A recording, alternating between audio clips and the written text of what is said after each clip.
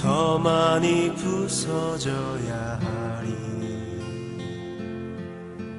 이 생의 욕심이 하얗게 부서져 소금이 될 때까지 무너져야 하리. 더 많이 무너져야 하리. 이기적 자가 푸르른 상처로 질 뻔히 눕기까지 나는 바다 되어서 이 땅의 모든 것 미련 없이 다 버리고 하늘의 평화를 얻으리라. 슬픔도 괴로움도 씻기고 부서져서 맑고 깊은 바다 되어서 모든 부패를 삭히어주는 맑고 깊은 바다 되어서 그 영혼의 바다에 사랑의 별 하나 들게 하리.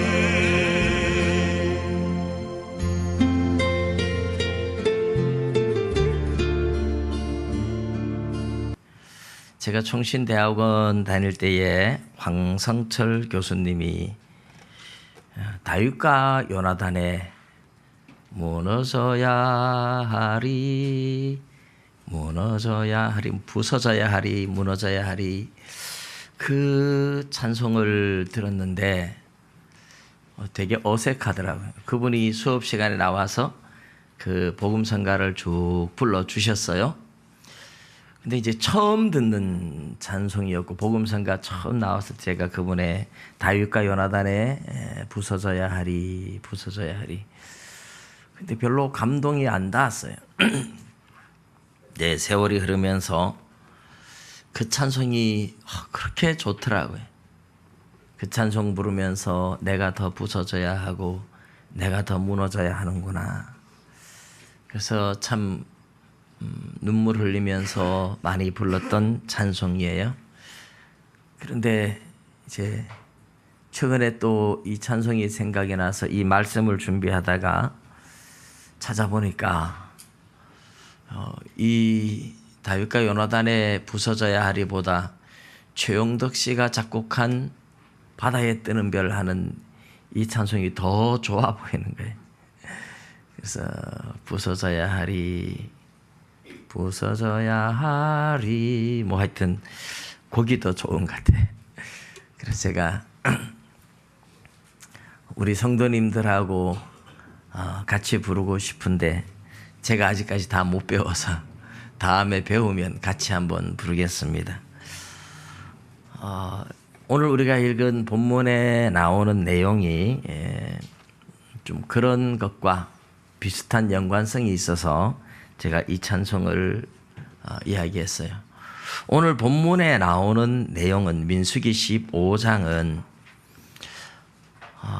어쩌면 여러분들 성경을 읽다가 가장 지겨운 제사 이야기, 뭐가 제일 지겹나요? 제사, 레위기에 나오는 제사 막 이러면 번제, 소제, 화목제, 속죄제, 속건제 해놓고 또다시 번제, 화목제, 속죄제, 속건제, 뭐 소제 이러면 거기에다가 화목제는 또 좀 많나요? 서원제도 있고 낙헌제도 있고 감사제도 있고 전제도 있고 거제도 있고 요제도 있고 무슨 제사가 이렇게 많나 이렇게 정신을 못 차리는 제사 이야기 들을 때 제일 지겨워하는 사람도 있고 또 족보 이야기 가면 지겹죠, 그죠?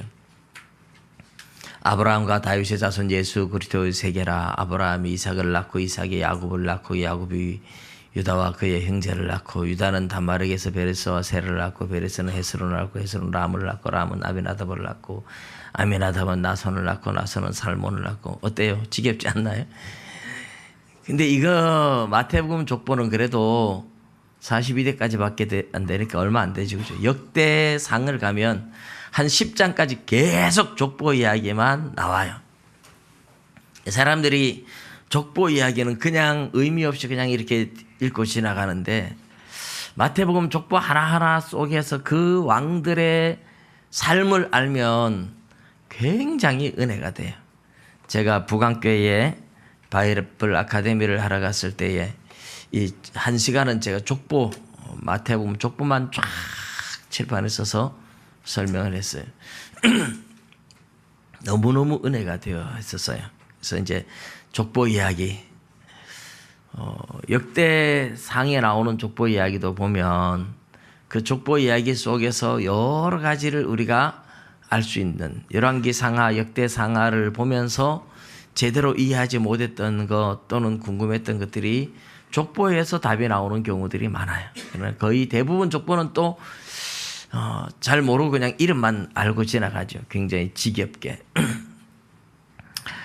근데 그 성경에서 가장 지겹게 여겨지는 두 가지 족보 이야기와 제사 이야기. 그 제사 이야기는 레위기서에 많이 나오는데 출애굽기에도 나오고 뭐 신명기도 나오고 하는데 이 민수기를 잘 나가다가 뜬금없이 갑자기 15장에 나오니 족보 이야기, 제사 이야기가 쭉 나왔어요. 그죠? 제사 이야기가 나옵니다. 그리고 제사 이야기 끝에 이제 안식일에 일하다가 이제 돌에 맞아 죽은 사람 이야기. 하나님이 돌로 쳐 죽여라. 이렇게 명령을 내려서 안식일에 나무하러 갔다가 돌에 맞아 죽은 사람 이야기 나오고 옷단 귀에 다는 술. 이래서 이제 뭐 우리나라도 그런 게 있잖아요. 옷 끝에다가 이렇게 실 같은 거 이렇게 쭉 달아서 그게 또 보기 좋게 장식용으로 막 이렇게 술을 달아 놓는 경우도 있고 또 그게 뭐 터지면 또 지저분해지기도 하고 그런데 그 이야기 옷단에 다는 술 이것은 율법을 잊어버리지 마라 하기 위해서 이제 하나님이 명령하고 안식일에 일을 한 사람은 반드시 죽여야 된다. 아주 엄격하게 이야기해요. 그러나 이런 이야기는 마지막 끝 32절에서 41절까지 10절만 나오고 31절까지는 사실은 다 제사 이야기입니다. 되게 지겨운 것 같은 이 이야기가 왜 나올까? 제사 이야기가 15장의 중심이 되어 있죠. 제사 이야기와 안식일을 범한 이야기와 옷단 귀에 다른 술 이야기 세 가지가 이제 민수기 15장에 나오는 핵심들입니다. 근데 이제 이 이야기에 우리가 이런 이야기가 갑자기 어떻게 보면 성경을 쭉 읽다 보면 아무 상관없는 이야기 같이 뜬금없는 이야기가 탁 튀어나올 때에 그 의미가 있어요. 성경은 읽으면서 궁금해지는 이야기를 붙잡으면 여러분 반드시 거기에 보물이 하나 들어있다 이렇게 생각하시면 돼요.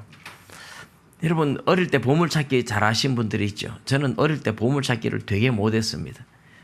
보물찾기 하면 내 눈에는 왜 그렇게 보물이 안 나오는지요. 이게 보물이니까 그렇겠죠. 근데 그 흰 종이 쪼가리 하나 못 찾아가죠. 조 쪼가리 하나 못 찾아가지고 늘 남들만 선물 받아가고. 그리고 제가 또 이렇게 뭐 경품 추첨하면 그건 다른 사람은 지독히도 잘 되는데 나는 지독히도 안 되는. 그래서 뭐 우리 예를 들어서 22명이 참석해서 경품을 20개를 나누어 주는데 2명 빠지는데 다른 사람 다 경품 추천되는데 나만 빠지고 2명 빠질 때 내가 빠지고 이런 정도로 지독하게 경품이 제가 추천이 안 됐는데 올해 처음으로 제가 경품을 받아봤어요. 우산 경품을 우리 총신대학원 홈커밍 대회 하는 데 가가지고 처음으로 제가 웬일이야 내가 경품이 다 되다니 이제 하나님이 나한테도 이제 경품도 주고 하실란 모양이에요. 근데 이 성경을 읽다가 이거 뭐 전혀 이해가 안 되는 뜬금없는 이야기 이런 거 나오면 이 이야기를 파고 들어야 돼요. 이 이야기가 도대체 왜 나올까 계속 묵상하고 읽고 파고들고 하다 보면 거기에 하나님께서 하고 싶은 아주 너무너무 중요한 보물이 들어있는 거예요. 그래서 보물찾기, 저는 성경을 볼 때 성경이 다 진리고 하나님의 말씀이지만 그러나 우리가 보통 평범하게 읽다가 깨달을 수 있는 것과 다르게 정말 깊이 묵상할 때 하나님께서 탁 열어줄 때 보물을 발견한 것 같은 큰 기쁨들이 있어요. 근데 이 15장도 보면 이 보물이 들어있는 거예요. 사실 이 15장에 대한 인터넷을 찾으면 15장에 대한 설교가 많이 나올 거예요. 설교집도 나와 있고 인터넷도 나와 있고 성서학당 뭐 이런 데서도 나와 있고 여러 곳에서 나와 있습니다. 그러나 그런 데서 물론 뭐 제가 다 찾아보진 않았지만 제가 볼 때는 보물을 발견하고 지나간 사람은 하나도 없다. 내 눈에 볼 때는 그래요. 오늘 우리가 이제 제사 이야기가 들어있는 이유를 찾는 자체가 보물이에요. 이 14장의 이야기와 16장의 이야기, 이제 이 어떤 관계가 있느냐, 이 이해를 먼저 해야 돼요. 14장은 어떤 이야기입니까? 가데스 바네아에서 12명의 정탐꾼을 가나안 땅에 보냈는데 갔다가 나온 12명의 정탐꾼이 불평, 불만, 부정적인 보고를 하는 바람에 이스라엘 백성들이 전부 다 원망과 불평하다가 하나님께서 진노하셨어요. 그래서 10명의 정탐꾼들은 하나님의 진노로 그 자리에서 죽고 여호수아와 갈렙만 살아남았잖아요. 이 원망과 불평, 하나님의 능력을 수없이 받는데 하나님께서 가나안 땅을 주기로 약속했으면 믿음으로 들어가면 되는데 갔다가 나온 사람들이 부정적인 보고를 하고 하나님께서 모세와 아론을 세워서 이끌어가면 믿고 따라가면 하나님께서 다 해결해 줄 문제인데 인간적인 생각으로 계속 부정과 불만과 불평을 하다가 하나님께서 모세에게 하신 말씀이 나대로 하게 내버려둬라. 이 백성들 내가 싹 쓸어버리고 너를 통해서 새로운 민족을 만들겠다. 그렇게까지 하나님이 진노하셨댔어요. 그런데 모세가 하나님 앞에 또 중보 기도를 해서 이스라엘 백성들이 살기는 살았지만 내 귀에 들린 대로 내가 너희에게 시행하겠다. 이래서 그렇게 원망과 불평을 하던 사람들은 자기들이 말한 대로 광야에서 40년 동안, 정확하게 말하면 38년 동안 광야 생활을 하면서 가나안 땅을 밟아보지도 못하고 광야에서 다 죽어버렸어요. 말 한마디가 얼마나 중요한지 보여주는 내용이죠. 중요한 것은 하나님에 대한 신뢰가 없었고 하나님의 종 모세에 대한 신뢰가 없었던 거죠. 그래서 불평하다가 광야에 쓰러져 버리는 이야기가 14장에 나와요. 그리고 이제 16장에 가면 또 고라와 다단과 아비람, 온 이런 사람들이 당을 지어가지고 모세를 반역하는 이야기가 또 나옵니다. 참 이상하잖아요. 하나님께서 모세를 보내가지고 수많은 기적을 보여주었고 하나님이 모세를 통해서 이스라엘 백성들을 여기까지 오면서 만나와 메추라기도 먹여주고 구름기둥 불기둥도 보여주고 뭐 수많은 기적을 다 봤어요. 그런데 왜 모세에게 고라가 반역을 했을까? 여러분, 반역하는 이야기를 보면 우리 성경에 반역에 대한 이야기들이 꽤 나와요. 압살롬도 반역을 하고 고라도 반역을 하고 나중에 아도니아도 반역을 하고 북쪽에 여로보암 왕국도 반역을 해서 세운 나라고 북쪽 이스라엘은 계속 반역을 반란을 통해서 세워지는 나라, 결국 무너지죠. 그런데 그런 반역 가운데 가장 우리가 치명적으로 느끼는 반역 사건은 이 다윗의 아들 압살롬의 반란 사건과 고라 일당이 모세를 대적한 사건이에요. 근데 하나님께서 세운 종을 모세를 향하여 반란을 일으키는 고라 일당들이 결국은 자기들이 왕되고 싶어서 모세에게 네가 왜 우리 위에 왕노릇하느냐.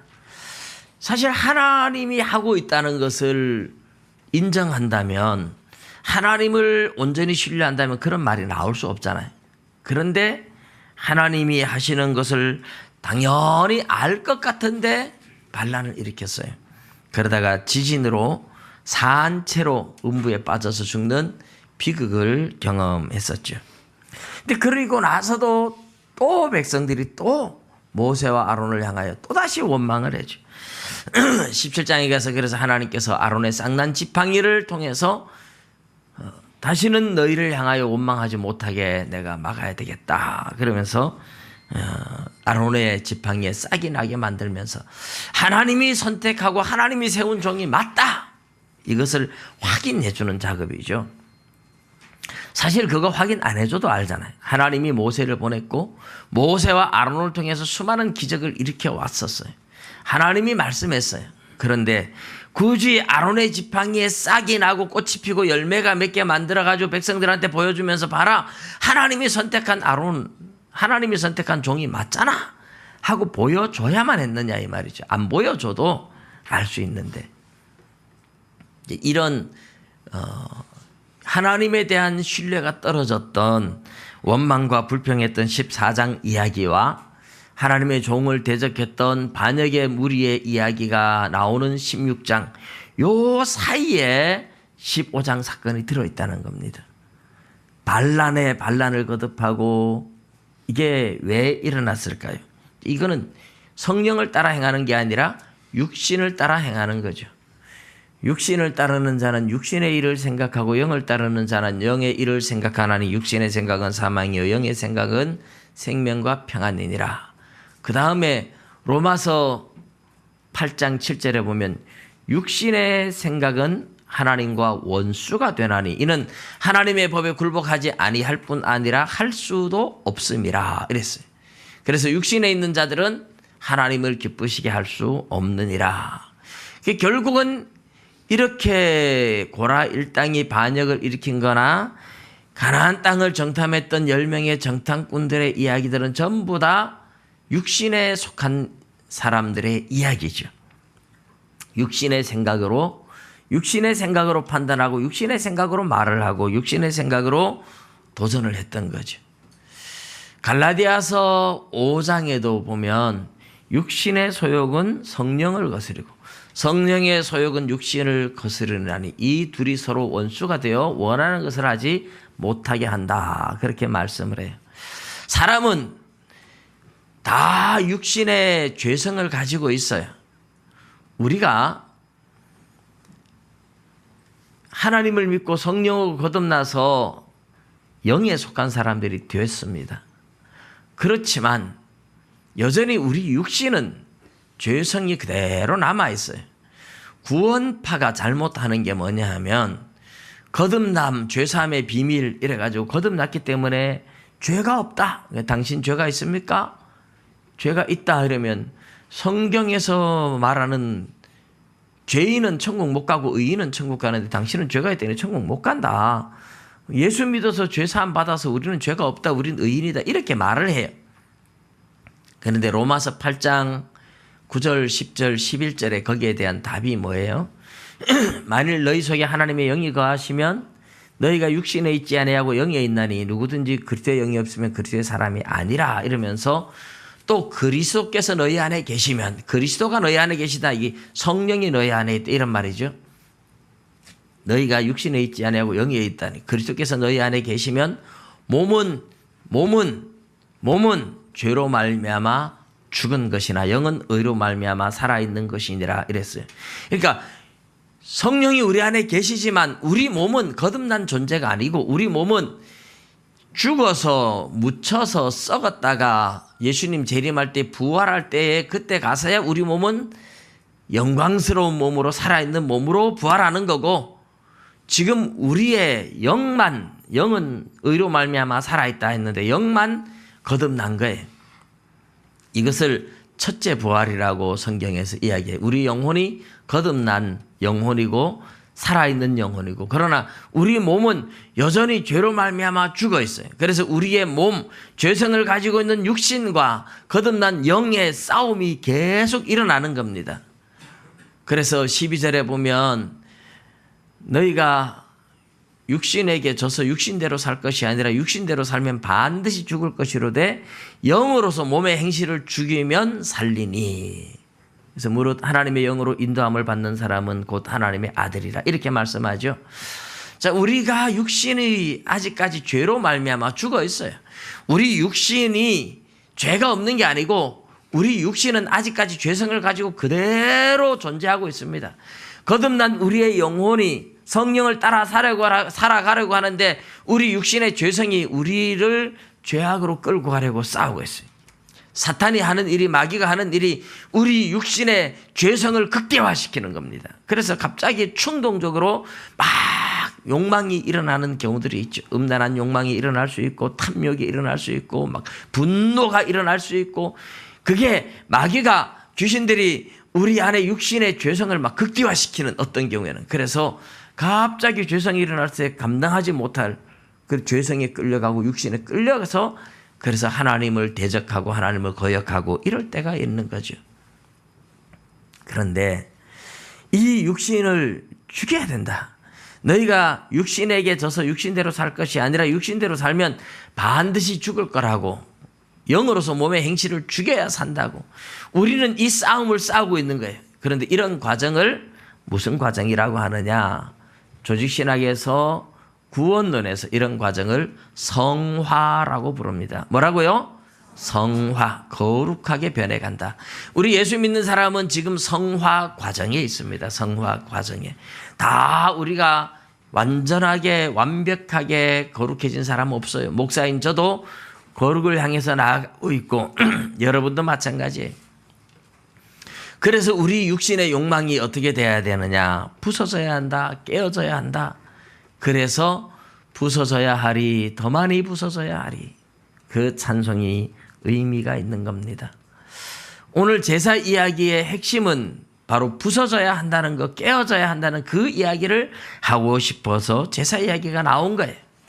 번제에 대해서라면 레위기 1장에 너무 잘 나와 있어요. 소제에 대해서라면 레위기 2장에 너무 잘 나와 있어요. 속죄제, 속건제, 레위기 3장, 4장에 너무 잘 나와 있어요. 화목제, 레위기 5장에 너무 잘 나와 있어요. 제사를 어떻게 드리고 잘 나와 있습니다. 오늘 본문에는 그 제사에 대해서 말하고 있는 거 아니에요.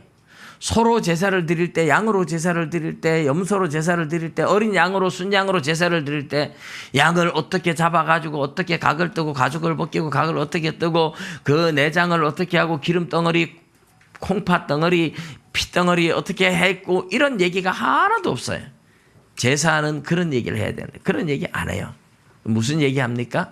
소로 제사를 드릴 때, 양으로 제사를 드릴 때 곡식 소제를 드려라.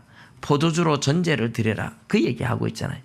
곡식을 큰 가루로 곱게 갈아서 완전히 부서져서 완전히 가루가 되어서 기름을 섞어가지고 소제로 드려라. 포도주를 갖다가 부어서 전제로 드려라. 그 이야기하고 있습니다. 소를 드리고 양을 드리고 이 자기 형편에 따라서 부유한 사람은 하나님 앞에 더 소로 드릴 수도 있고 가난한 사람은 어린 양으로 드릴 수도 있고 심지어 비둘기로도 드릴 수 있어요. 속죄를 드릴 때, 번제를 드릴 때, 화제를 드릴 때. 그런데 그럴 때마다 그 짐승으로 제사를 드리는 건 뭐에 대한 상징이에요? 예수님이 우리를 위하여 십자가에 못 박혀 죽으시는 예수 그리스도의 십자가 희생을 상징하는 거잖아요. 그런데 예수 그리스도의 십자가를 따라가는 사람은 그 주님이 나를 위하여 죽어 주셨으니까 나는 구원 얻었다 하는 것으로 끝나는 게 아니고 주님의 십자가 희생을 바라볼 때마다 그 주님의 십자가의 피공로 의지에서 하나님 앞에 나갈 때마다 자기도 가루가 되고 부서져서 나가야 된다. 이 이야기를 하고 싶은 겁니다. 여러분, 하나님 앞에 우리가 어떻게 나갑니까? 예수 그리스도의 십자가의 피공로로 예수 이름으로 나가는 거예요. 근데 하나님 앞에 예수님의 이름으로 나갈 때마다 너도 부서져라. 이게 이제 소재로 곡식 가루를 곱게 갈아서 기름을 발라서 이건 성령에 의해서 부서지는 걸 말하는 거죠. 그래, 우리가 하나님 앞에 나갈 때마다 내 자아가 깨어져야 됩니다. 내 욕망이 깨어져야 됩니다. 내 고집이, 내 자존심이 부서져야 됩니다. 가루가 돼야 됩니다. 고운 가루가 돼야 돼요. 그래야 하나님이 쓰고 싶은 대로 쓸 수가 있는 거예요.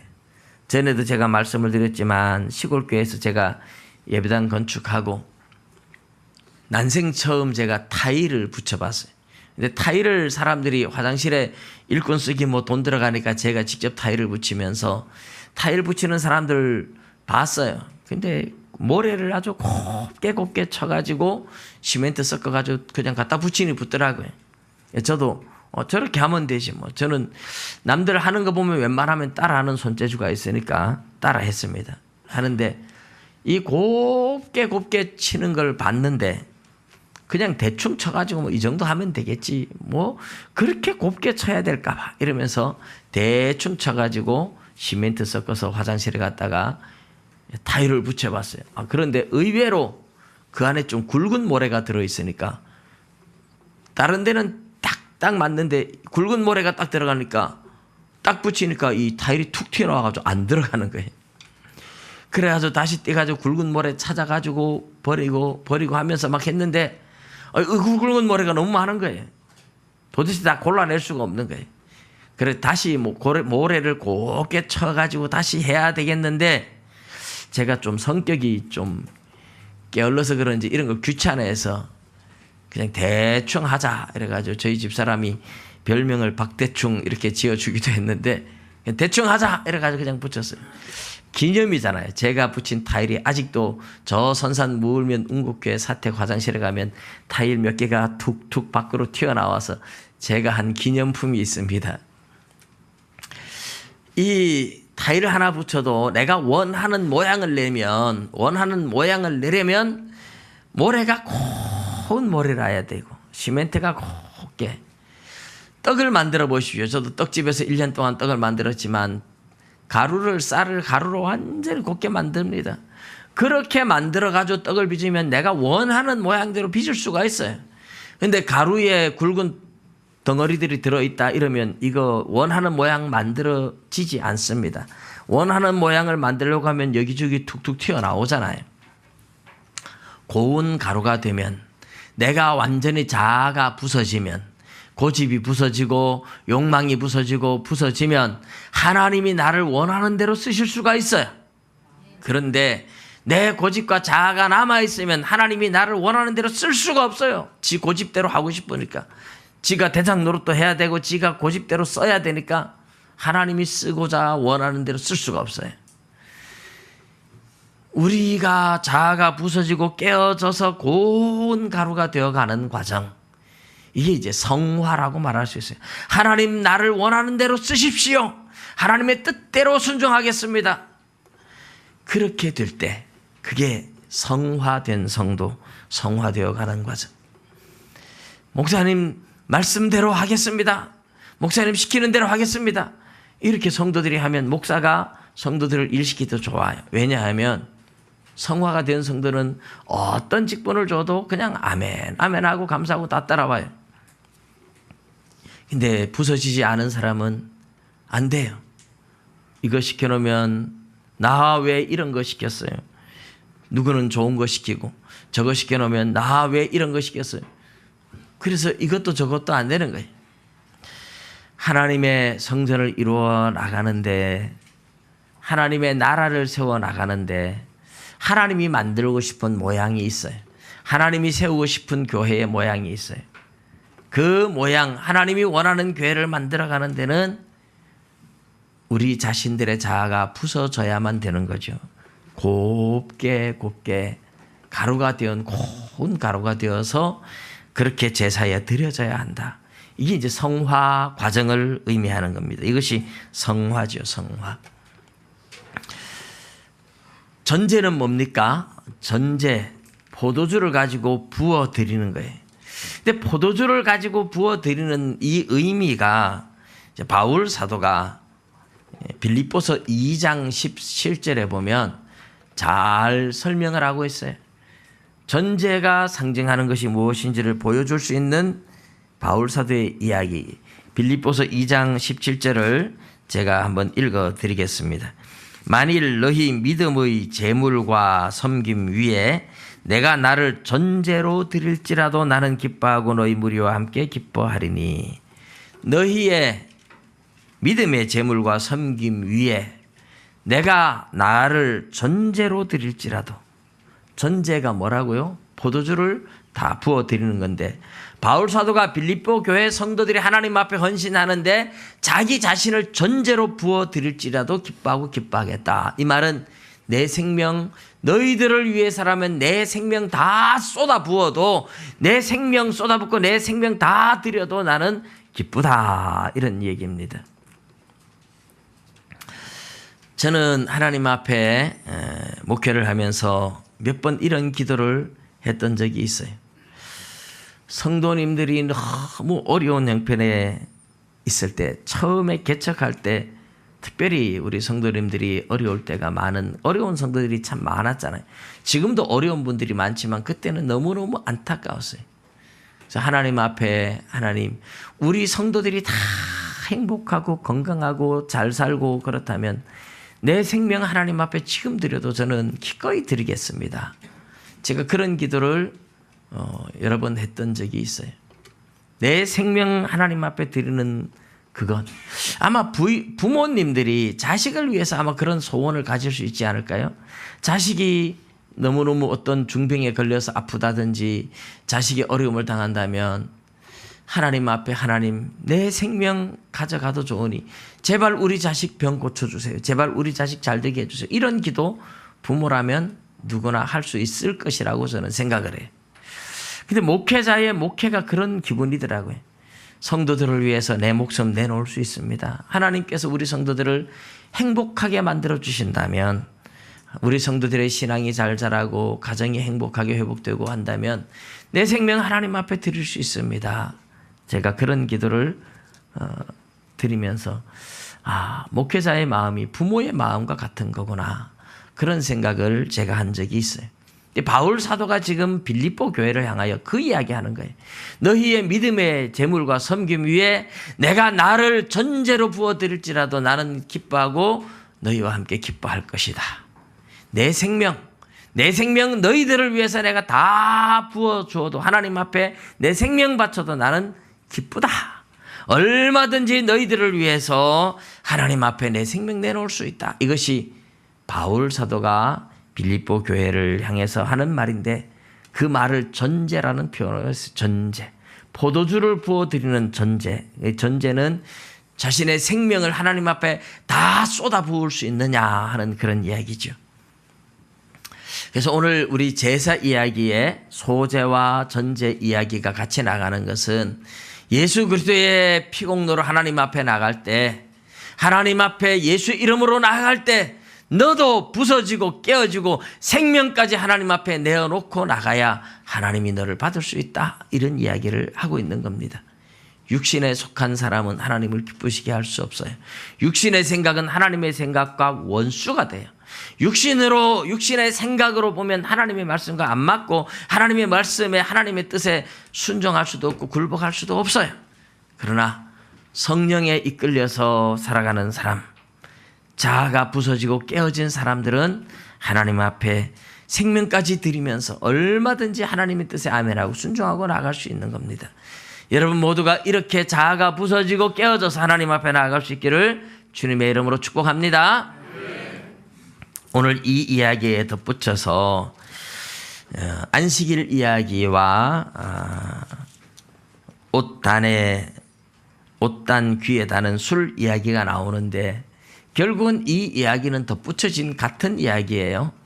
하나님 앞에 부서지고 깨어져서 하나님 앞에 나아간다면 뭐가 문제가 되겠습니까? 하나님의 율법을 기억해야 되잖아요. 그래서 옷에 술을 달아가지고 그걸 보면서 늘 하나님의 율법을 기억하게 했는데 왜 이 옷에 술이 율법을 생각하게 만드는 건지 잘 모르겠어요. 여러분 왜 그럴 것 같아요? 하나님의 율법이 하도 실처럼 많아서 실이 막 저럭저럭 매달리는 걸 보면서 율법 생각해야지. 어쨌든 연관성을 가지면 돼요. 연관성을. 우리 연상기억법이라고 영어를 외울 때도 영어 단어 외울 때도 그렇잖아요. 참새를 스페로우 이러는데 보면 뭐 숲으로 참새가 날아갔다 이렇게 숲으로 참새가 날아가서 스페로우는 참새 뭐 이렇게 하는 게 이제 연상기억법이잖아요. 그래서 뭔가 이렇게 서로 연관시켜서 생각하게 만드는 옷에 술이 달려있는 걸 보면서 늘 율법 생각해라. 율법 잊어버리지 말아라. 그렇게 이 연상을 시키는 거예요. 하나님께서. 그래서 늘 율법을 기억하게 만드는 거고. 근데 이 율법을 지키는 데 있어서 가장 기본이 되는 게 뭐냐 하면 안식일을 지키는 거예요. 안식일을 안 지키는 안식일이 기본이거든요. 안식일을 안 지키는 사람은 다른 율법을 잘 못 지켜요. 여러분 오늘 성도의 신앙생활에서 가장 기본이 뭐냐 하면 주일 성수 제대로 하는 거예요. 주일을 밥 먹듯이 빼먹는 사람은 다른 하나님 말씀 지킬 생각 못 해요. 주일 성수가 제대로 돼야 그 사람이 하나님을 제대로 섬기기 시작하는 겁니다. 주일도 제대로 못 지키는 사람이 다른 말씀 제대로 지킬 수 있느냐? 못 지키게 돼 있어요. 가장 중요한 기본, 신앙의 가장 기본이 여러분 우리 시간의 삶의 가장 신앙의 기본이 뭐냐면 바로 주일을 온전히 지키는 거고 물질의 가장 기본이 11조를 드리는 거예요. 신앙 고백이죠. 내 시간에 모든 시간이 하나님의 겁니다. 그래서 일주일의 첫날을 하나님 앞에 드립니다. 이게 주일 성수고요. 내 재물이 다 내 것이 아니고 하나님의 겁니다. 그래서 내가 첫 열매 10분의 1을 하나님 앞에 드립니다. 이 재물이 내 것이 아니고 이 시간이 내 것이 아니고 하나님의 것입니다는 가장 기본적인 고백이 주일 성수와 11조인 거죠. 이것은 자기 신앙 고백이에요. 뭐 이것 못했다고 막 하나님께서 막 지옥 보내고 벌 내리고 막 이런 게 아니고 신앙의 가장 기초고 기본이라는 겁니다. 이 신앙을 뛰어넘어야 하나님 앞에 사실 인정받는 신앙으로 들어갈 수가 있는 거예요. 이 정도 기본도 안 되는 신앙이라면 아직까지 이제 초신자라고 말할 수 있겠죠. 근데 초신자, 언제까지 뭐 초신자로 사람이 머물러 있겠습니까? 초신자 단계에서 주일 성수도 제대로 못하고 11조도 제대로 못하고 그럴 수 있죠. 저도 처음 교회 다니면서 한 8년 동안 주일 성수도 제대로 못하고 11조도 못했던 사람이에요. 근데 하나님이 어느 날 은혜를 주니까 되더라고요. 은혜를 주니까 저절로 하더라고요. 여러분 교회에 나오는 것만 해도 귀하잖아요. 주일 성수 할 수 있는 것만 해도 여러분 굉장히 귀한 거예요. 교회 다니면서 내가 주일 성수도 제대로 못하고 11조도 제대로 못하고 교회 가면 하루 종일 막 일주일 내도록 일하느라고 지치고 피곤해가지고 졸리고 그래도 하나님 앞에 나오기만 하면 하나님께서 어느 순간에 은혜를 베풀면 다 열리게 되어 있는 겁니다. 안 나오는 것보다 나오는 게 얼마나 더 귀한 건지 몰라요. 여러분 성화라는 것은 초신자에서부터 출발해서 가는 거예요. 때로는 목사가 완벽한 수준의 것을 요구하는 것처럼 설교한다고 해서 초신자들이 상처를 받는 경우도 있긴 하지만 상처받을 이유는 없습니다. 내 신앙의 수준에서 자라가는 거예요. 하나님이 원하는 수준이 이거라고 제가 말씀을 하는 거지 모두 이렇게 당장에 하라고 제가 강요하는 건 아니에요. 어차피 신앙은 자라가는 거고 성화되어 가는 과정이에요. 그런데 초신자에 맞춰서 언제든지 그렇게 하십시오 이러면 우리의 목표를 잃어버리는 거잖아요. 제가 계명대학교 교육대학원을 다닐 때에 그